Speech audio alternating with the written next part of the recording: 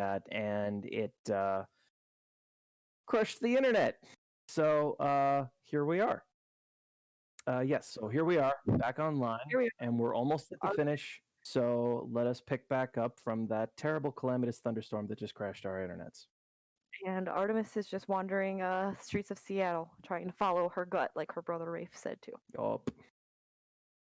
I'm re-uploading the music that's playing. There we go. Listen along, dear friends. Sometimes you make the choice to turn left. Sometimes to turn right. You try to feel in your gut where you're supposed to be, looking for some external sense of guidance, ironically defying your instructions of independence. Still, it's hard to focus on those instincts, because inside you keep wanting to go back. You keep wanting to turn around. Every thought you have about Darian is tainted somehow. You try to think of holding hands with him, and you only think of crushing him. You think of walking with him, and you'd rather be chasing him. You think of making love to him, and you'd rather be consuming him. The scent of his sweat is sweet promise of the taste of his blood. Something selfish in you longs and longs deeply.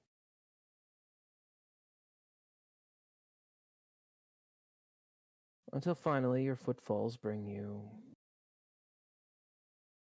to the sound of crashing waves. Strange. You look up and see that you're actually on the coast. The Pacific stretches before you.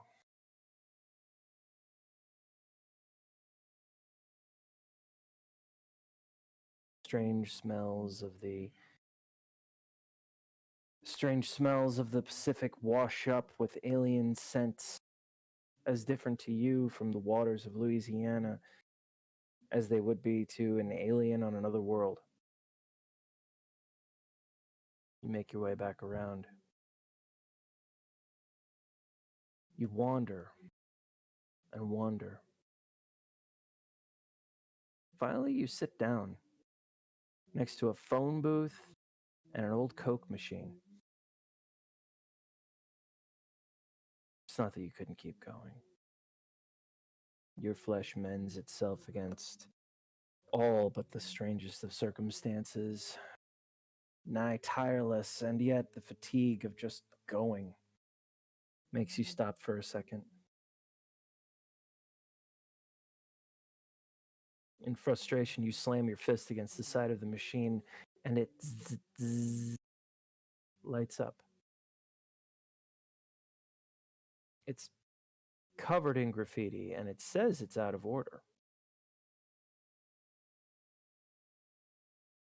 Looking at the buttons, you can see Coca-Cola, Mountain Dew, Pepsi, and several buttons that say mystery with backwards question marks.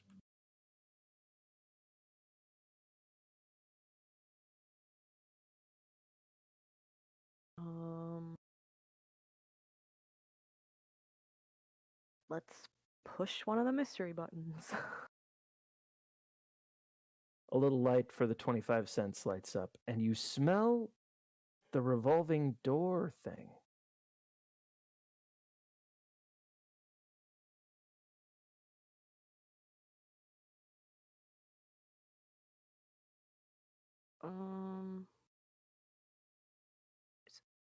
Is there somewhere like a loci I can go through, or?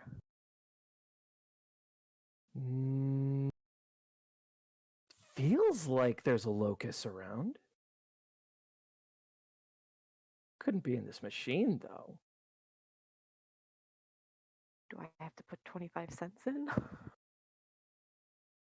According to the roll that I just made for you, you have 25 cents. You actually somehow rolled a 10 on that, so Put my 25 cents in the machine. what do you click? Mystery.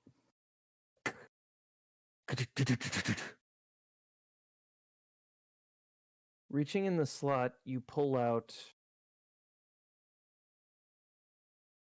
a pack of O negative blood.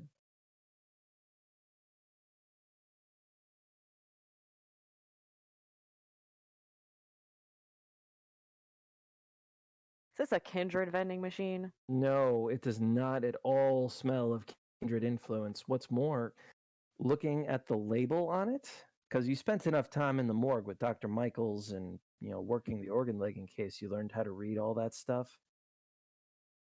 It says 1933.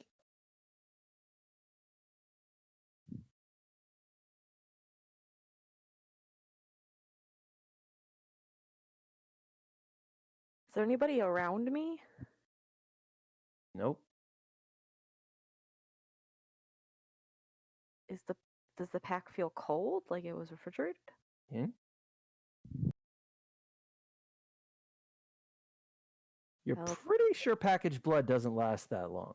And certainly not in a fucking Coke machine. Right. Look behind the machine. It's not plugged in.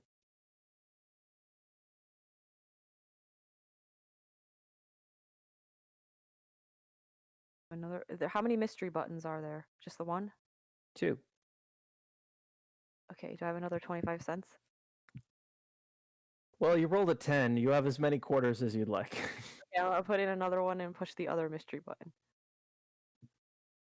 It rattles, cranks, and a ice cold bottle of antique Coca-Cola comes out.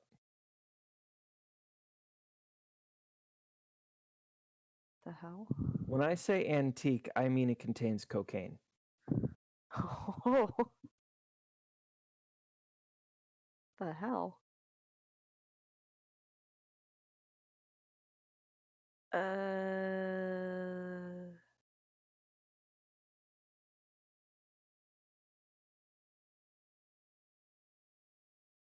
Is there a name on the blood package?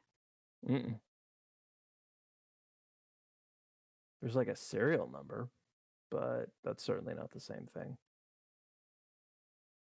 Give me your bureaucracy, your politics bureaucracy. With intelligence? Mm-hmm. Okay, so it is 7 with 9 again. Hell yeah. Oh. Heck yeah. Oh my goodness. Okay. So that is an exceptional success. You recognize the serial number pattern. This is for someone in the armed forces. It is suggestive of a military hospital.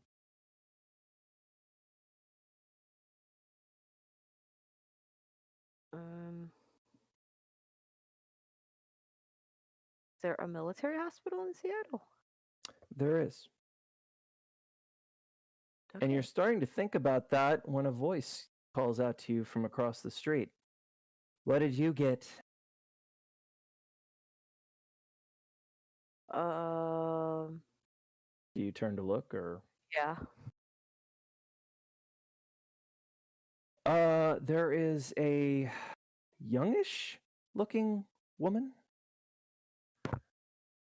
dressed in what appear to be some skinny jeans and a corset. She has a book bag at her side, some exceptionally beat up but well-made leather knapsack, and there is she has a camera hanging around her neck. Her hair is done up with chopsticks. Very dark hair, very pale, rather short, pretty damn skinny, and she has a notepad and a pencil. She is most certainly kindred.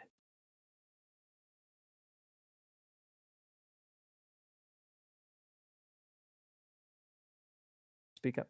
All I said was okay. So what did you get? Blood and coke. What kind of blood? O positive. O negative. That's not... May I approach? Yes. She walks up, holds out her hand. Give her the blood bag.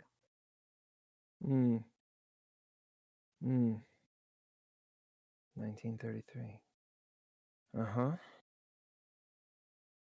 She spares a glance up at you before looking back at it and then handing it back to you and writing some notes. What is this machine? You don't look like you're one of the usual packs around here. You're from outside, I assume? Yes. Did you know about the machine before you did that? No.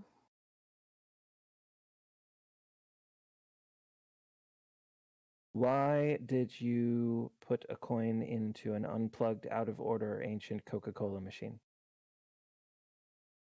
Well, I hit it, and it lit up, and I decided to figure out what the mystery buttons meant. Just curiosity? You weren't thirsty? Did you have any expectations when you hit the button? No. Which tribe are you? I'm not in a tribe. What is this?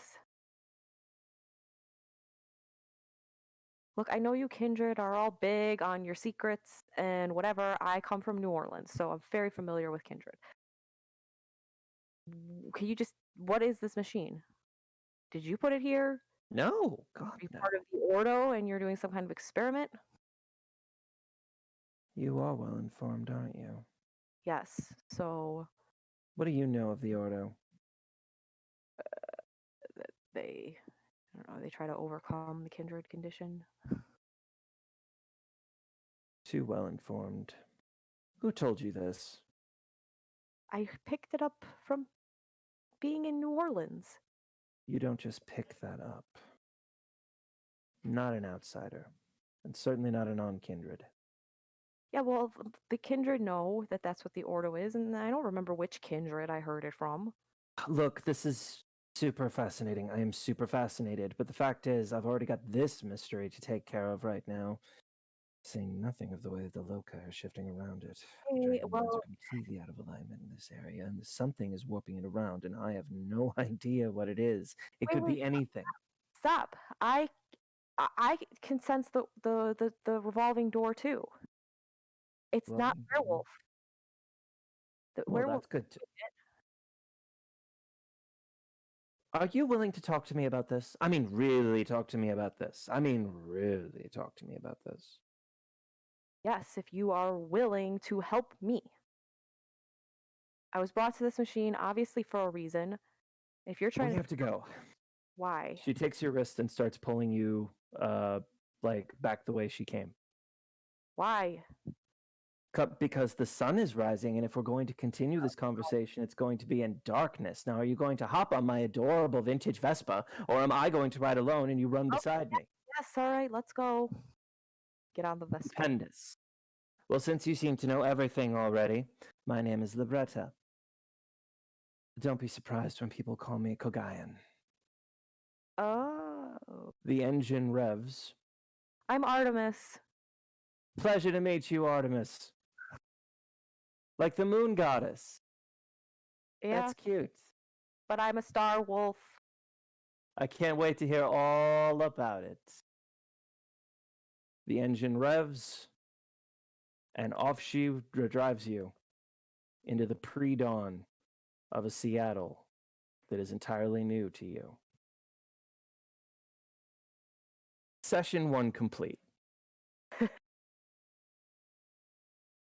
Okay, so All right. first beats, 1 for playing. Hold on. Oh, okay.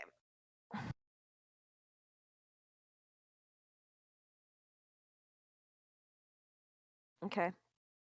Yep. Did you fulfill any aspirations? I don't think so. I wanted to discover, my aspirations are discover more about werewolves and get out of the contract with the big bad, but I haven't done anything. I'm willing to settle on one. There's going to be plenty of opportunity for you coming up. Okay. Your Oh, there goes Kevin. Sorry about that.